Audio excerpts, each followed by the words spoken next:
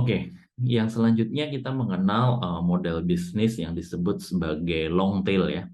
Ya, long tail ini bukunya Anderson ya kalau saya nggak salah. Saya lupa, tapi ini ketika sepertinya saya membacanya ketika saya sedang kuliah S1 ya, mungkin 2000-an awal ya bukunya ini keluar. Model bisnis long tail ini cukup menarik gitu ya. Dia menjual produk atau jasa gitu ya di luar produk jasa blockbuster gitu ya. Jadi yang dia jual itu produk yang niche gitu ya, dengan jumlah kecil dan range-nya lebar untuk niche market gitu ya. Ini berbeda gitu ya, menjadi pembeda utama gitu ya dari perusahaan yang pada umumnya itu menjual produk blockbuster gitu ya. Nah, ini contohnya yaitu diterapkan yang menerapkan long tail itu contohnya adalah Netflix gitu ya, Netflix.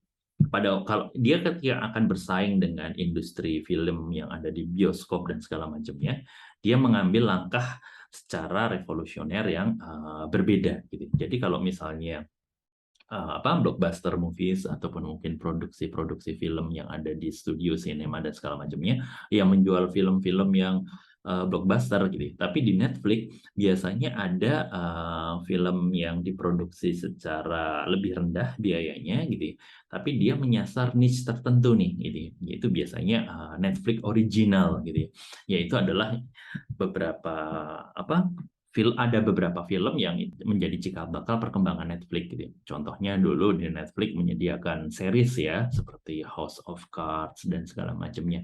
Itu adalah ini ya layanan atau produk yang menyasar niche gitu ya, tidak seperti blockbuster yang ada di ini.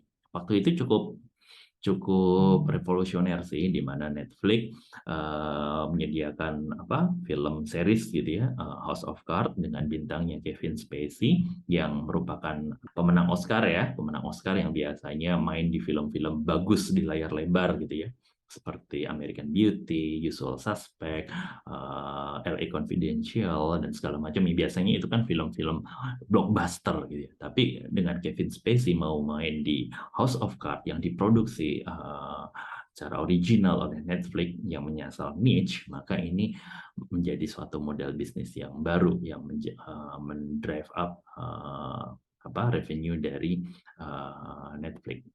Kemudian di yang lainnya gitu ya, di layanan toko buku gitu ya, biasanya toko buku yang menjual menjual produk-produk bukunya yang dikarang oleh ini ya pengarang yang sudah ternama dan segala macamnya, yang bestseller seperti itu. Tapi di awal-awal Amazon ya itu menjual produk-produk atau buku-buku yang tidak dijual di toko buku konvensional.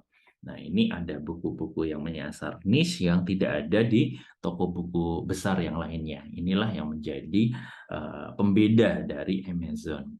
Di banking juga seperti itu gitu ya. Pada umumnya bank itu menyasar the haves gitu ya, kalangan menengah ke atas gitu ya, yang memiliki akses ke finansial, yang memiliki kredit rating bagus, memiliki profil atau posisi keuangan bagus dan segala macamnya. Tapi ada gitu ya bank gitu ya yang dia secara spesifik mengambil posisi kebalikan.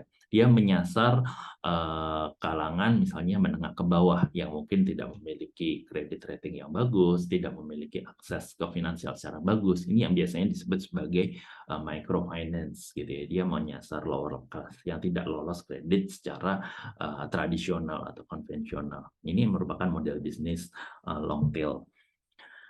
YouTube gitu ya, dia juga seperti itu ya. Video-video pada umumnya adalah video yang blockbuster gitu ya. Pada umumnya adalah video-video yang dibuat secara profesional gitu ya, dengan teknik-teknik tertentu gitu ya. Ada editor yang spesifik, ada videografer, sutradara dan segala macamnya. Tapi YouTube mengubah itu semua gitu ya, menjadi siapapun bisa memproduksi video gitu ya. Kita bisa memproduksi melalui video personal, clips, short, reels dan segala macamnya gitu ya. Dan kita bisa upload itu tanpa harus dibantu oleh editor profesional dan segala macamnya. Ini merupakan contoh model bisnis long tail.